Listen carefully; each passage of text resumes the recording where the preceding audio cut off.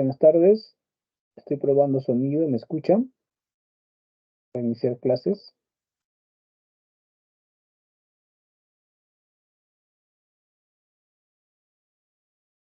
Hola, hola. Con el chat.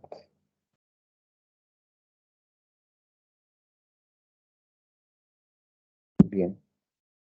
Parece que sí me escuchan. Ah, Sí, le ya. escucho. Gracias, Ina. Entonces, vamos a empezar ahora. Muy bien, jóvenes, iniciamos. Estamos hoy día en la siguiente clase al inicio del siglo de oro. El siglo de oro español, como ustedes ya saben, abarca el siglo XVI y el siglo XVII. Desde la publicación de las obras de Garcilaso de la Vega, que ocurrió en la tercera década del siglo XVI, hacia 1530, hasta la muerte de Pedro Calderón de la Barca, que falleció en 1681 y que con su muerte da punto final a este periodo de máximo apogeo que fue el siglo de oro. Por lo tanto, es a partir de esta época tan, pero tan destacada que se habla de un siglo de oro, ¿no? De la etapa del siglo XVI con el Renacimiento y el siglo XVII con el Barroco. Si bien la novela tiene momentos de gloria con el Quijote de la Mancha y la poesía con la poesía renacentista de Garcilaso, Fray Luis de León, o la poesía barroca de Góngora y Quevedo, el teatro es otro de los momentos más trascendentes de esta época. Y dentro del teatro del siglo de oro, Pedro Calderón de la Barca y su obra La vida es sueño se constituyen en los más altos exponentes, ¿no es cierto? Como en esta obra, este drama filosófico de La vida es sueño, que es, junto con el Quijote, de las obras más universales de la literatura del siglo de oro.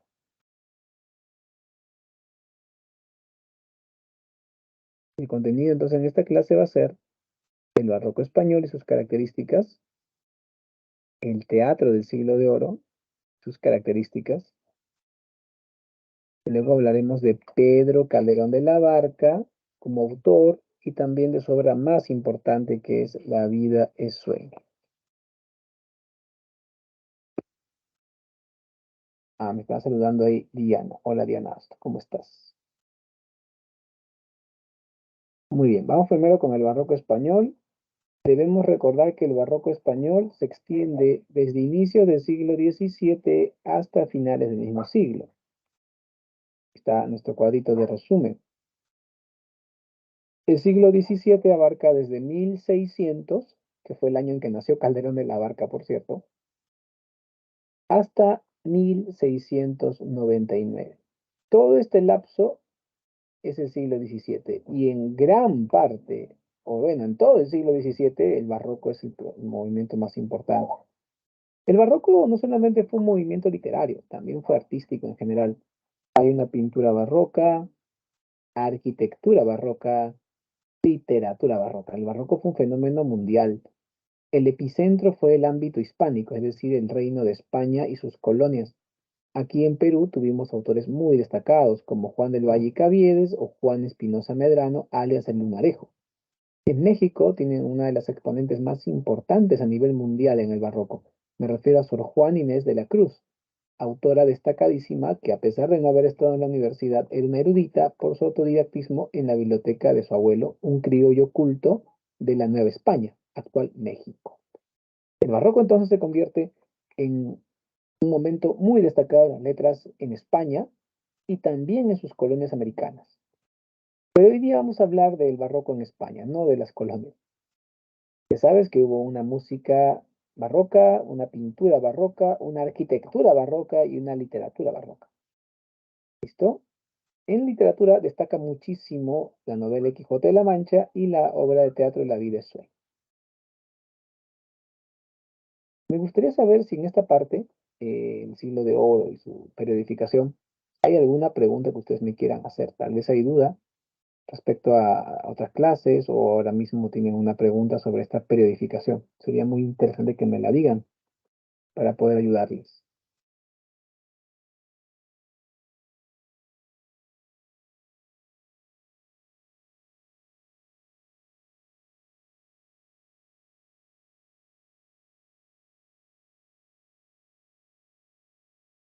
Bien, parece que no hay preguntas. Vamos a avanzar entonces. Bien, tenemos las características del barroco. Entre las características del barroco, destaca su estilo recargado y de retorcimiento formal. Recuerda, en el barroco la consigna era hazlo más complejo. Mientras más difícil, mejor.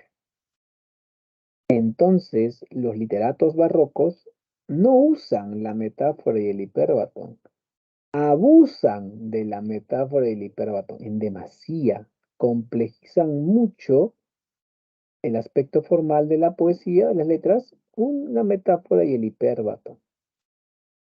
Respecto a la metáfora, ellos metaforizan mucho a partir de alusiones mitológicas.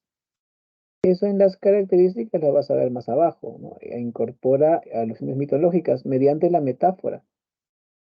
Esto se debe a que en esta literatura barroca se buscaba que el público tenga la posibilidad más difícil de entender la obra y la mitología era un punto clave, ya que en ese entonces solamente aquella persona que era muy culta, erudita, que sabía griego, latín, podía acceder al conocimiento de la mitología. No era un conocimiento como hoy día, pues que tú buscas un manual en PDF en internet, buscas videos. Hay un montón de fuentes que podemos consultar, unas fuentes serias, como por ejemplo los libros de Robert Graves, un británico erudito en tema de mitología, u otros manuales más sencillos que podemos encontrar. No, en época, estamos hablando del siglo XVI, siglo XVII, solamente los que eran eruditos porque habían podido acceder a los textos originales de la cultura grecolatina podían saber mitología, por lo tanto es un elemento de erudición, un elemento de complejización en la alusión mitológica. Evidencia un gran dinamismo que equivale a inestabilidad. Eso quiere decir que la literatura barroca procuraba generar un movimiento, hacerlo ágil y movible. Esto se debe a la fuerte influencia de la época, ya que en el siglo XVII se empieza a expandir la noción de la teoría heliocéntrica, donde la Tierra gira alrededor del Sol y inclusive mientras va girando alrededor está girando en su propio eje, dando vueltas. Estas ideas que eran conocidas de tiempo atrás se empiezan a difundir en el siglo XVII y la gente se ponía, pues, como decimos coloquialmente, se estaba psicoseando con esto de que nos movemos, ¿no? Que todo el tiempo la Tierra se está moviendo y eso obviamente influye en el barroco porque en la literatura inestabilidad y movimiento es lo normal en la vida del ser humano. También el hombre es concebido como un ser inconstante, pasajero, cuyo final es la muerte.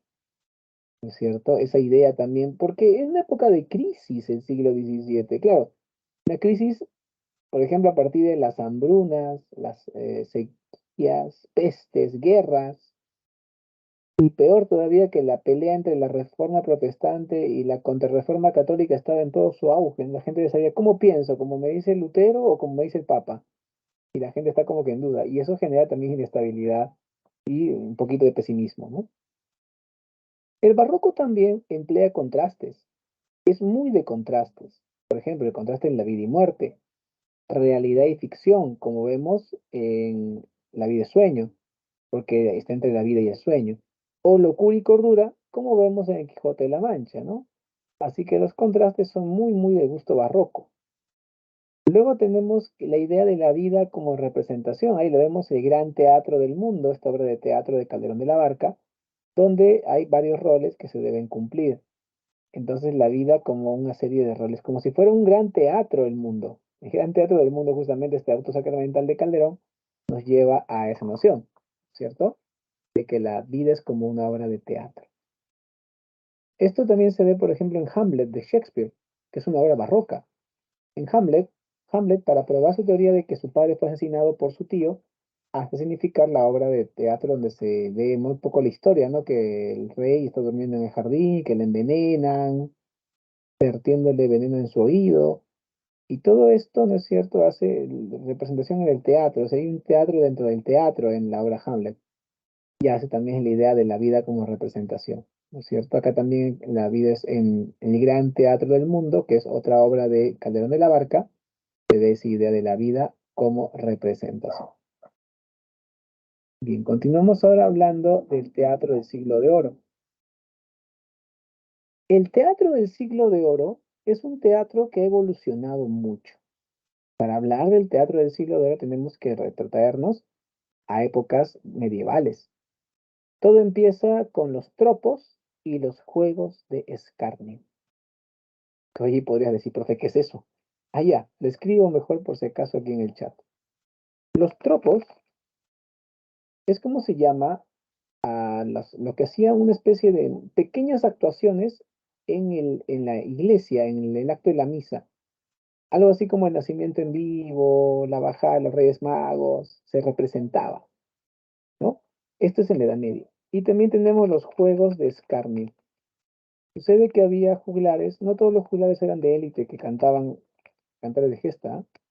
Algunos juglares también hacían juegos de escarnio, que era un equivalente a los cómicos ambulantes. Hacían chanzas, imitaban personajes, hacían actuaciones como de pelea de espadas con espadas de madera, para que la gente vea el juego de esgrima. Y esto es el origen, ¿no? Ya a finales de la Edad Media, inicios del Renacimiento, empieza a haber más sofisticación, empieza a haber el influjo del teatro italiano, que era muy desarrollado, y también el influjo de la Contrarreforma, que favorecía que hubiese obras de teatro religiosas para que la gente conozca las ideas de la Iglesia Católica. Así que a partir de los tropos aparecen los autos sacramentales, ¿no? Que son obras de teatro religioso, en cierto sentido alegórico. Y a partir de los juegos de escarnio, el teatro popular. En esta época, a las obras de teatro se le llamaba en general comedia. No, no es que una tragedia o comedia, igual a ambas le llamaban comedia, ese era el nombre genérico para hablar de obra de teatro. El teatro popular evoluciona bastante hasta llegar a Lope de Vega. Lope de Vega fue un gran revolucionario. Él vivió gran parte de su vida durante el siglo XVI y es considerado el padre del teatro nacional español. Lope fue el que propuso que hubiese un gracioso que hiciese chistes en medio del momento triste y defiende la idea del drama para que la obra de teatro sea igual que la vida. ¿Está bien? Él fue el autor que revolucionó el teatro español y tuvo grandes éxitos como la obra, por ejemplo, Puente Ovejuna. Pero vamos a ver un fragmento de una película donde Lope de Vega expone su noción del teatro a un empresario teatral que no se resiste, ¿no es cierto?, a hacerle caso. Voy a poner acá Lope de Vega y el teatro. Y ya la encontré. Aquí está.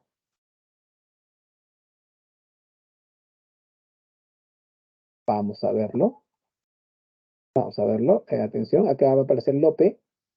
Un empresario teatral está criticándolo porque dice este Lope que se ha creído, porque modifica la obra. Y Lope luego aparece y defiende su posición. Veamos esto para entender un poco cómo quería transformar el teatro Lope de Vega.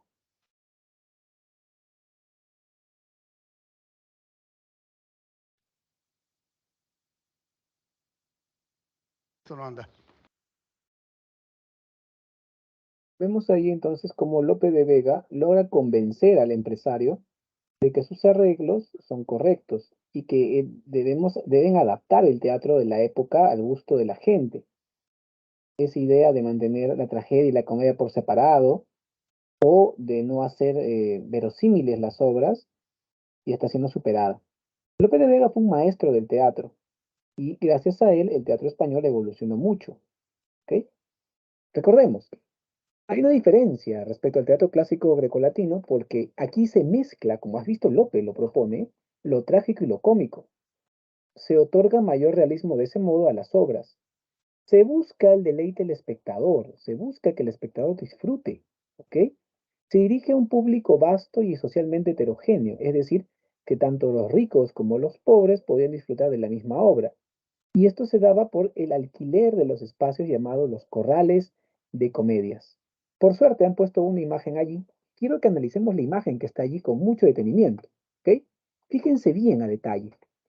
No es un teatro construido, no, es un espacio improvisado en el patio de una casa. Fíjate en la parte inferior de la imagen que hay un foso. ¿Ves el foso que está en medio del patio? Claro, es el pozo de agua de la casa. En ese patio normalmente puede funcionar como depósito, puede también estar los caballos, pueden estar vacas o hasta ovejas en cierto momento. Así que es el corral de la casa, es el corral, el patio trasero. Como ves también, en el segundo piso hay como corredores, hay como especie de eh, esto que le llaman balcones, que son los corredores interiores y se están utilizando para que la gente también tome asiento. Allí pagaba la gente que tenía más dinero, que es un espacio de privilegio estar ahí arriba. Y adelante, como ves, hay gente sentada, esos son los que pagan el segundo nivel de precio, porque están adelante, sentaditos, y los que pagaban más barato eran los que estaban parados detrás. ¿Ok? Por norma de buena conducta, de buena costumbre, se evitaba que hombres y mujeres estuviesen juntos. Trataban de que las chicas estén adelante, por ejemplo, sentadas, y atrás los hombres, por ejemplo. También, por cuestiones de buenas costumbres, se prohibía de que el teatro iniciase tan tarde que cuando acabe la obra estuvieran a oscuras. Es decir, se procuraba siempre que el teatro inicie y acabe durante horas de luz del sol, porque se supone que si terminaba en horas de oscuridad podía generar tendencia a malas costumbres. Así que se cuidaba bastante ese tema de la moralidad, ¿no? Claro.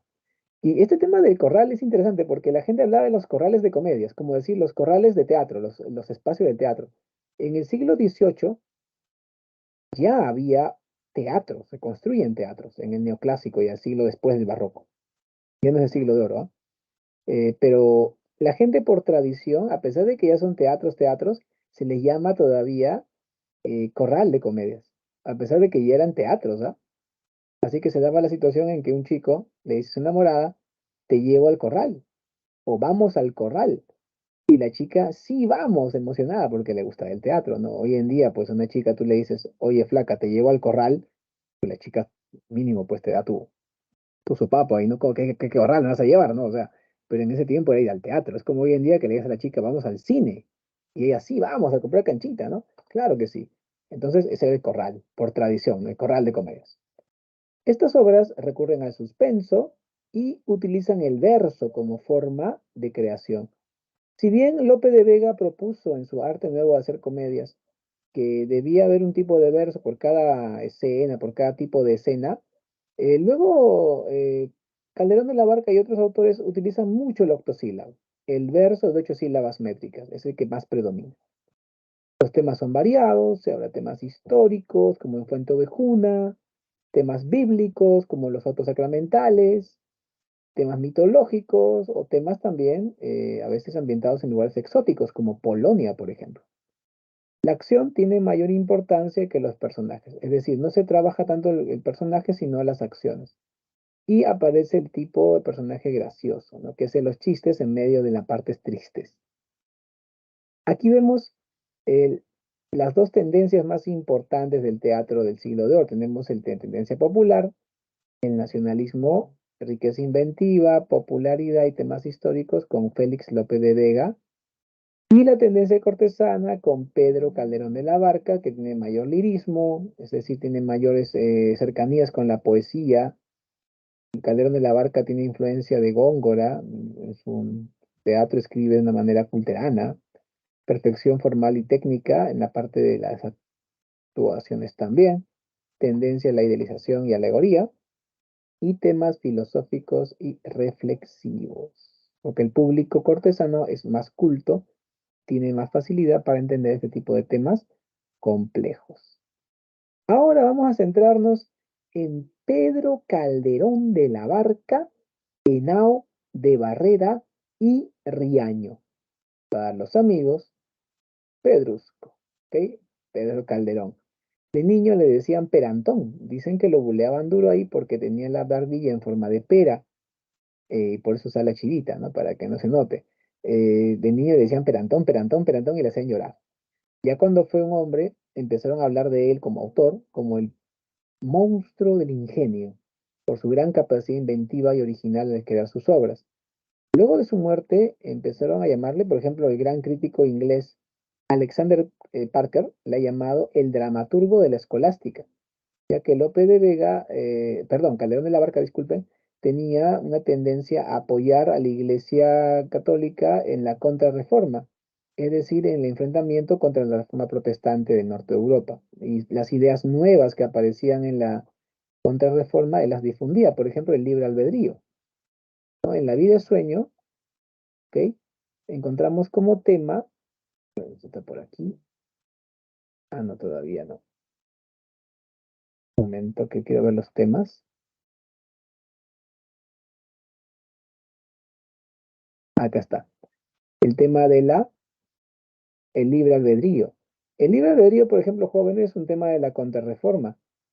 La idea de que el Dios designa todo tu vida, tu destino, es una idea medieval. Miren al Cid. Al inicio de la obra, el mío Cid aparece llorando. De los osorios, tan fuertemente llorando, tornaba la cabeza y estaba los catando. Y llora porque Burgos le ha cerrado la puerta y está siendo humillado, pero aún así, fabló, mio Cid, grave et mesurado. Creado a ti, criador que estás en alto. Esto me han vuelto mis enemigos malos. Entonces, y le dan las gracias a Dios por la desgracia. ¿Por qué? Porque le manda a Dios. O sea, todo lo que le ocurre al ser humano es porque Dios lo permite. Y no hay un libre albedrío porque Dios decide tu destino. La idea del libre albedrío en el que tú eliges tu destino es nueva.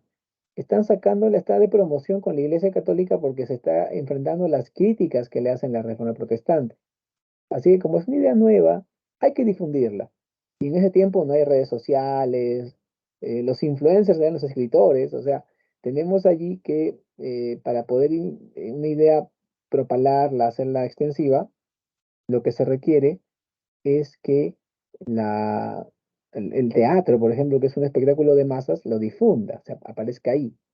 ¿Ok? Es por ese motivo que Calderón de la Barca fue llamado el dramaturgo de la escolástica, porque estaba propalando ideas nuevas de la contrarreforma católica que se enfrenta a la reforma protestante. Muy bien, vamos ahora con características de La vida es sueño. Primero, que es una obra de género dramático, ¿ok? Segundo, que es una especie de drama filosófico. Tú puedes decir, profesor, pero ¿no se supone que es una comedia? Claro, en la época le llaman comedia a todas las obras de teatro. Entonces es una comedia desde el punto de vista de la época, como le llaman a las obras de teatro. Pero estrictamente desde una mirada teórica actual es un drama filosófico. Predomina los versos octosílabos en la obra. La rima es consonante. Profe, ¿cómo es eso? Allá, por ejemplo aquí. Ay, mísero de mí, ay, infelice. Apurar cielos pretendo, ya que me tratáis así, ¿qué delito cometí contra vosotros naciendo? ¿Ves? Endo, así, y endo, ido, ido. ¿Ves? Ahí rima. La rima es perfecta o consonante. Luego tenemos, aparte de la rima perfecta o consonante, que hay tres actos o jornadas. ¿Listo? Son tres partes. El carácter es alegórico y el lenguaje es culto y de estilo solemne.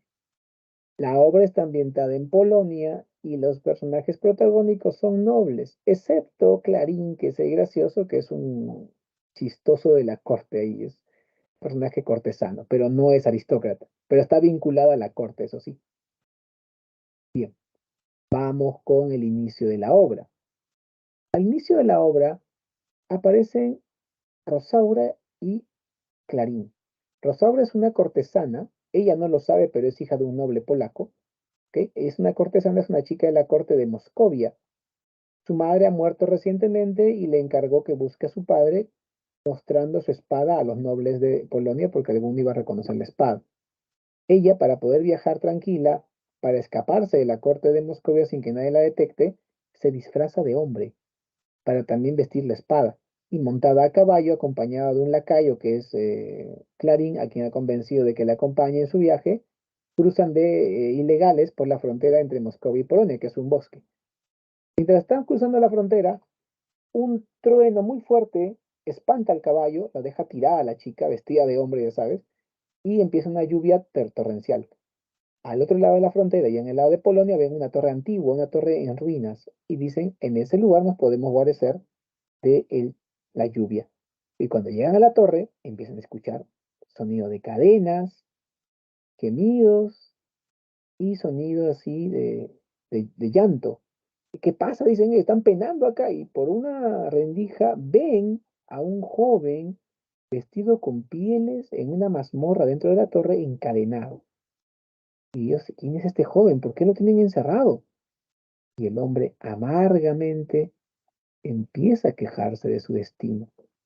Pero, ¿qué destino es este? Pues vamos a verlo ahora, con el primer soliloquio de Segismundo. Sí, vamos a escuchar y ver a Segismundo quejándose de su destino. Aquí está. Tenemos.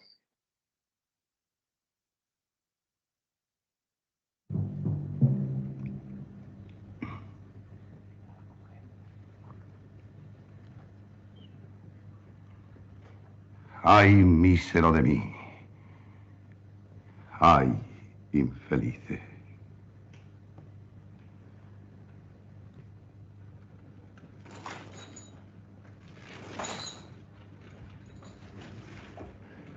Apurar, cielos, pretendo, ya que me tratáis así. ¿Qué delito cometí contra vosotros naciendo? Aunque si nací, ya entiendo qué delito he cometido. Bastante causa ha tenido vuestra justicia y rigor, pues el delito mayor del hombre es haber nacido. Solo quisiera saber para apurar mis desvelos, dejando a una parte, cielos, el delito de nacer. ¿Qué más os pude ofender para castigarme más? No nacieron los demás. Pues si los demás nacieron, ¿qué privilegios tuvieron que yo no gocé jamás?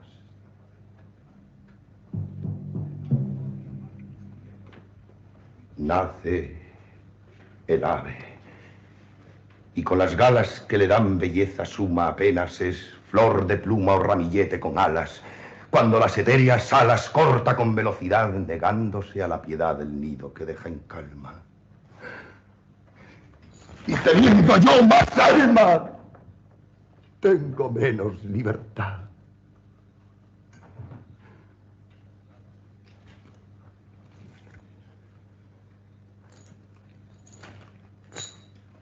Nace el bruto, y con la piel que dibujan manchas bellas, apenas signos de estrellas gracias al docto pincel, cuando atrevido y cruel la humana necesidad le obliga a tener crueldad, monstruo de su laberinto.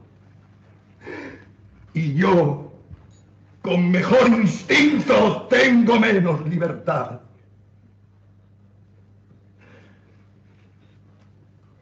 Nace el pez que no respira, aborto de ovas y lamas, y apenas bajel de escamas entre las ondas se mira, cuando a todas partes gira midiendo la inmensidad de tanta capacidad como le da el centro frío.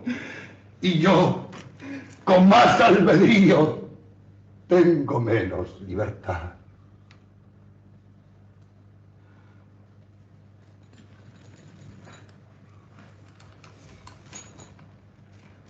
Nace el arroyo, culebra que entre flores se desata, y apenas sierpe de plata entre las flores se quiebra, cuando músico celebra de las flores la piedad que le da la majestad del campo abierto a su ira. Y teniendo yo más vida, tengo menos libertad. Llegando esta pasión, un volcán, un etna hecho, quisiera arrancar del pecho pedazos del corazón. Que ley, justicia o razón negar a los hombres sabe privilegio tan suave, excepción tan principal que Dios le ha dado a un cristal, a un pez, a un bruto y a un ave.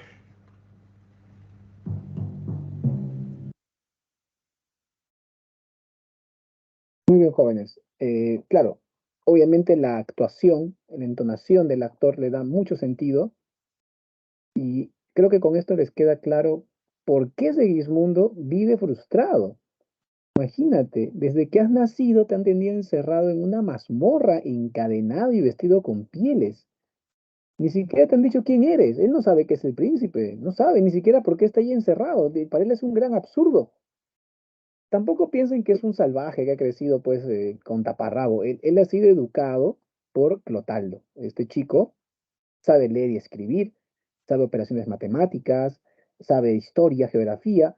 Es un chico que sabe conocimientos. Clotaldo le ha enseñado. Clotaldo es como un profe de la pre equivalente a todos los profes juntos en uno solo. O sea, un profe bien potente, ¿ya? Pero Segismundo nunca pudo salir de esa mazmorra. No ha tenido vida social, no conoce lo que es ir a la playa, comerse un helado, un ceviche, ir a Chosica, nada, no ha tenido amigos jamás. Así que vive encerrado y frustrado, amargado.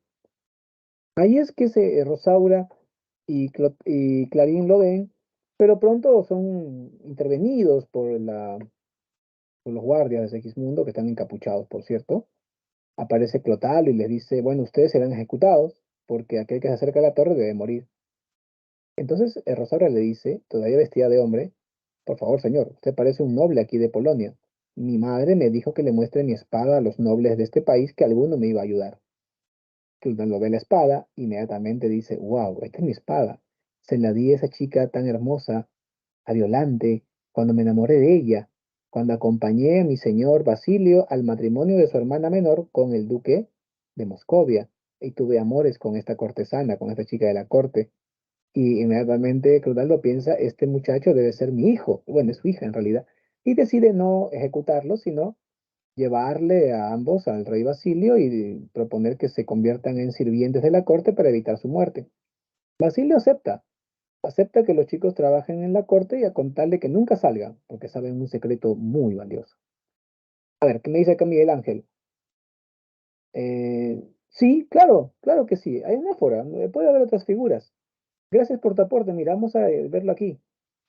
Ay, mísero de mí, ay, infeliz, apurar si los pretendo, ya que me tratáis así, ¿qué delito cometí contra vosotros naciendo? Aunque sin así entiendo qué delito he cometido, bastante caos he tenido, vuestra justicia y rigor, pues el delito mayor del hombre es haber nacido.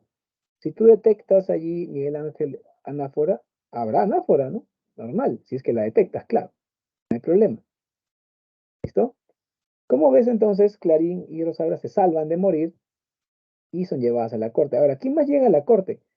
En la corte también llegan eh, el joven duque de Moscovia llamado Astolfo, de 20 años, ya sabes pues que su mamá es la hermana menor del rey, y también llega eh, Estrella, la hija de la hermana mayor del rey Basile. Ambos primos, ¿no? Ah, ya. Ah, claro. Sí, Miguel Ángel, ¿tú detectas que hay? Sí hay, no te preocupes, está bien. Si hay dos veces que se repite, ya es anáfora. Ahora, ¿por qué los chicos han ido a la corte? Lo que pasa es que el rey Basilio les ha dicho a sus sobrinos que él está viendo a quién va a dejarle su reino. Estrella pues dice, no, yo soy la hija de la hermana mayor, me toca a mí ser la reina. Astolfo dice, espérate, flaca, tú serás la hija de la hermana mayor, de la hermana menor seré yo, pero yo soy hombre, así que yo debo reemplazar a mi tío. O sea, veo que se discuten y estos se van a casar, ¿ah? Pero cuando aparece el rey Basilio, ambos son mansas ovejitas y tío, qué lindo es usted, qué hermoso. Y el tío les dice, sobrinos, yo quisiera que ustedes se casen y sean los reyes, pero, pero, han de saber que yo tengo un hijo. Mi hijo se llama Segismundo y lo mandé a criar lejos de la corte por seguridad, ya que el vaticinio era que él iba a ser cruel, iba a matar gente en la corte, me iba a humillar, y por eso lo mandé a encerrar. Ahora me arrepiento y quiero traerlo a la corte a ver cómo se comporta. Y eso hacen, al pobrecito de Segismundo lo pepean bien y lo llevan a la corte, despierta en una de las habitaciones más lujosas, rodeado de sirvientes, de lacayos, entre los que está Clarín, por cierto, y con lujos, y con ropa muy lujosa. Él despierta y dice, wow, ¿dónde estoy? En la corte, señor. ¿Y quién soy? Usted es el príncipe de Polonia. Y Segismundo no lo puede creer, para él es un sueño. Y se comporta como un niño de 3 añitos, hiperactivo y engreído. Rompe todo, agarra todo y rompe las cortinas, rompe un cuadro antiguo, rompe un florero. Cada vez que rompe los lacayos le dicen, señor, tenga cuidado, señor. Y Clarín nada más le franelea. Señor, qué bien que rompió la cortina, estaba mal en ese lugar, hay que cambiarla. Qué bien que movió el cuadro, estaba mal en esa pared. Bueno, ese florero estaba viejo, había que cambiarlo. Y, Segimundo dice, bueno, ustedes me caen mal. Y lo mira a Clarín, tú me caes bien, ¿no? Porque Clarín es el único que lo franelea a pesar de los destrozos que hace. En eso aparece Estrella. Segismundo ve a su prima, bueno, no sabe que es su prima todavía, pero el pobrecito se emociona mucho porque es la primera vez en su vida que ve una chica. Nunca vio una antes, ni en póster, ni en figurita, ni en almanaque, nada. Así que ve a Estrella, se emociona y ¿tú cómo te llamas? Le dice, ¿no? Y la chica, Estrella, señor. Estrellita baja del cielo. Pero en eso detrás de ella estaba Rosaura, que era su dama de compañía de la infante Estrella. Y como está más linda, Segismundo le empuja a Estrella, pero tú estás más bonita, y empieza a meterle floro, meterle letra, meterle labia a Rosaura, que está bien bonita. En eso Clotaldo llega, ¿no es cierto? Y dice, ¿cómo está, príncipe? ¿Cómo amaneció? Porque ve que está pagando la lija, hay que poner el parche. Claro, él todavía no le ha dicho a Rosaura que es su papá, por si acaso, no le ha dicho. Pero igual la está vigilando. Y ahí es que Segismundo se descontrola. Oye, viejo, toda mi vida te rogué que me sueltes, que me dejes salir de la mazmorra, y tú me encerraste allí. En lugar de soltarme, me ponías más cadenas. Ahora te voy a castigar y le quiere matar a Clotaldo, a su maestro. No hay respeto, jóvenes. Allí, el anciano, ayudado por varios de los lacayos, escapa. Pero luego viene el rey. Y Segismundo dice, ¿y por qué se inclinan todos? ¿Quién es ese viejo que viene? Señor, es su padre, rey. Ah, mi padre, él me mandó a encerrar. Y se decide, ¿no es cierto?, a atacar a su padre, a golpearlo. Porque dice, Clotaldo nunca me hubiese encerrado si no fuese que mi padre se lo ordenó, porque él es el rey. Aquí, obviamente, los lacayos evitan que Segismundo cumpla esto. El rey dice, o piensa, a este me dijeron que me iba a humillar, me está humillando, me está gritando, y dijeron que iba a matar gente en la corte, ojalá no se cumpla eso segundo. Segismundo se queda furioso porque los lacayos protegen a su padre y un lacayo fornido, fortachón, se queda agarrándolo a él. Segismundo le dice a este lacayo, suéltame, suéltame, que voy a maltratar a ese viejo. Y el lacayo le dice, espérate, espérese, señor, usted no puede hacer eso, es su padre, es el rey. ¿Cómo que no puedo? Suéltame un ratito y verás cómo lo hago. Y el lacayo le dice, espere, señor, por favor. Suéltame tú, suéltame, dice Segismundo, suéltame o te aviento por esa ventana. Estaba furioso Segismundo, fuera de sí. El lacayo le dice, señor, usted no puede hacer eso. Como que no puedo. Y lo coge al criado y lo avienta por la ventana. Ahora ya mató gente en la corte. Mira, Segismundo cumplió el vaticinio. Mató gente en la corte, humilló a su padre. Se ha cumplido el vaticinio. Pero la pregunta es, ¿por qué se cumplió? Obvio, está resentido. No ha sido educado para evitar esto. El papá, por tratar de no cumplir el vaticinio, ha hecho que se cumpla. Es el error que comete. Profe, la astrología entonces es mala. Bueno, Calderón de la Barca va a hacer quedar mal a la astrología porque él quiere que la gente vaya a la iglesia, no que vaya con los astrólogos. ¿Ok? Por ese motivo le hace quedar mal aquí. Pero en realidad la astrología es un gran apoyo, es como el psicólogo te orienta, sino que aquí tiene que quedar mal la astrología para que la Iglesia Católica sea quien domine el pensamiento de las personas, que la gente recurra a la Iglesia Católica y no a la astrología. Ahora, el rey, decepcionado, decide que su hijo vuelva a prisión y esto hace que ahora Astolfo tenga que heredar el trono.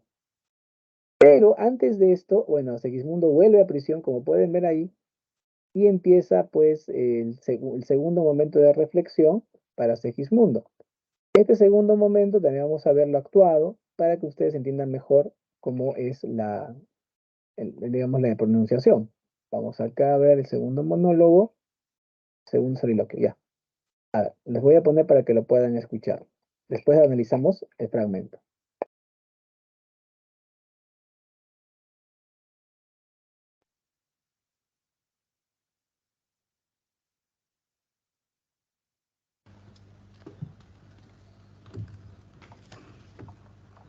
Es verdad. Pues reprimamos esta fiera condición, esta furia, esta ambición por si alguna vez soñamos. Y sí haremos, pues estamos en mundo tan singular que el vivir solo es soñar. Y la experiencia me enseña que el hombre que vive sueña lo que es, hasta despertar.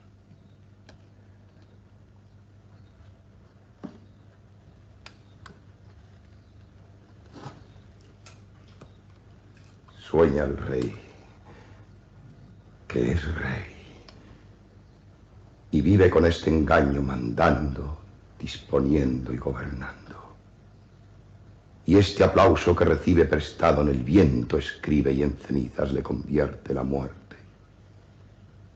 Desdicha fuerte, que hay quien intente reinar viendo que ha de despertar en el sueño de la muerte.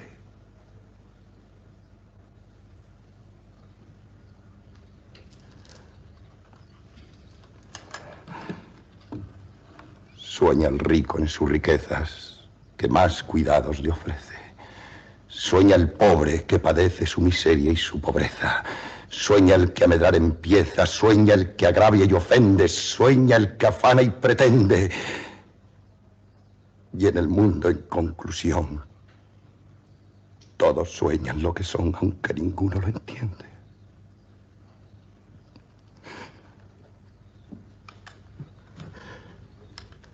Yo sueño que estoy aquí de estas prisiones cargado, y soñé que en otro estado más lisonjero me vi. ¿Qué es la vida? Un frenesí. ¿Qué es la vida? Una ilusión, una sombra, una ficción. Y el mayor bien es pequeño. Que toda la vida es sueño y los sueños son.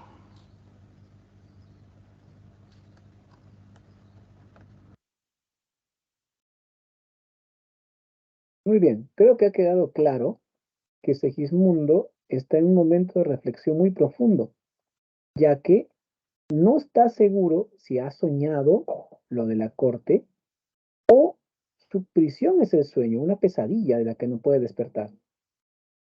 Es un momento profundo de reflexión filosófica. Sueña el rico en su riqueza, que más cuidados le ofrece. Sueña el pobre que padece su miseria y su pobreza. Sueña el que a medrar empieza. Sueña el que afana y pretende. Sueña el que agravia y ofende. Y en el mundo, en conclusión, todos sueñan lo que son, aunque ninguno lo entiende. Yo sueño que estoy aquí, de estas prisiones cargado, y soñé que en otro estado, más lisonjero me vi. ¿Qué es la vida? Un frenesí. ¿Qué es la vida? Una ilusión, una sombra, una ficción. Y el mayor bien es pequeño, que toda la vida es sueño. Sueños, sueños son. Este momento tan importante, tan filosófico, es interrumpido por el tema político. El pueblo no acepta que Astolfo sea su nuevo rey, ya que lo ven como extranjero. Recuerden, en ese entonces Polonia vivía con el miedo de la invasión rusa. Moscovia es un ducado ruso. El rey de Polonia, una movida muy inteligente, hizo que el duque de Moscovia sea su cuñado. Por lo tanto, Rusia va a atacar menos, ya que el cuñado es el duque de la frontera de Rusia con Polonia. Ahora, el sobrino del rey es el nuevo duque. O sea, esta jugada del rey de Polonia es muy buena porque asegura la paz de su reino con Rusia. Pero cuando llega su sobrino y va a gobernar en lugar de él, los polacos lo rechazan. Y alguno puede decir, ¿por qué, profesor? Si su mamá es polaca, su mamá es hermana del rey. Para que entiendan por qué los polacos rechazan a Astolfo, piensen, ¿por qué un hijo de una peruana que nació y se crió en Chile, obviamente hijo de un papá chileno y una mamá peruana, y este chico llega a ser alcalde de Arica, que es una ciudad fronteriza entre Perú y Chile, es Chile actualmente Arica, y este muchacho viene ya mayor, dice, voy a ser presidente del Perú. Estoy seguro que muchos peruanos dirían, él no es peruano y representa el poder político chileno. No lo verían como hijo de una peruana, sino como alguien peligroso, porque sería el poder de Chile sobre nosotros. Así lo ven Astolfo. Así que un grupo de soldados rebeldes libera a Segismundo y Segismundo decide portarse bien. Dice, bueno, esta vez voy a portarme bien, a ver qué pasa, ¿no? Es el libre albedrío, él decide cambiar su destino. Lidera su bando, se porta como todo un general, ve a su padre en la guerra civil con apoyo del pueblo y de parte del ejército, pero en lugar de humillarlo, lo perdona a su padre y lo restituye al trono. Al final se comporta como un hombre prudente Segismundo y eso genera un gran cambio en el final, ¿no? Donde vemos que el libre albedrío ha triunfado, él cambió su destino por su libre decisión. El papá decide que él sea el príncipe heredero del trono. Temas principales de la obra. la existencia humana entre la vida y la ficción, que es un tema muy barroco. El libre albedrío, que es un tema de moda a partir de la Contrarreforma. Otros temas, la predestinación, la falta de libertad, el perdón del hijo al padre, en este caso el rey Basilio a su hijo, bueno, primero de Segismundo a su padre y luego de su padre a su hijo, o sea, un perdón mutuo.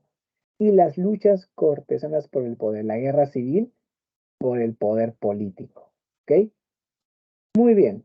Así como Miguel Ángel participó también, bueno, saludándome Gina y Diana, ¿alguien más va a participar para terminar la sesión? Para preguntas antes de terminar con las claves, porque ya nos queda un minutito, podemos todavía responder.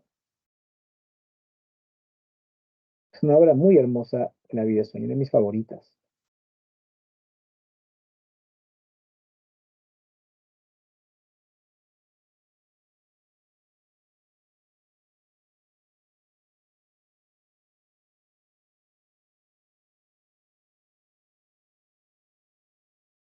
Bueno, si no hay preguntas, no hay ningún problema, pasamos a las claves. Ahí están las claves. Oh, ahí dice Z. Yo la había cambiado. Chicos, la 7 es la A de árbol, ¿ya? La 7 es la A, no crean que es la Z, es un error, disculpen, es la A, ¿ya? Marquen la A. Sí, se han equivocado, es la A, ¿ya? Es la A. ¿Está bien, chicos? Por favor, perdonen ahí el error. No existe la clave Z. Yo la había cambiado. No la grababa, lo voy a grabar para que el siguiente grupo no tenga problema. Ya lo grabé. Bueno, chicos, ya saben, la 7 es la A. Disculpen el error y horror ahí. Listo. Muchas gracias, jóvenes, por su atención. No les interrumpo más para que tengan su siguiente clase sin interrupciones. Y yo me despido. Muchas gracias. Hasta luego.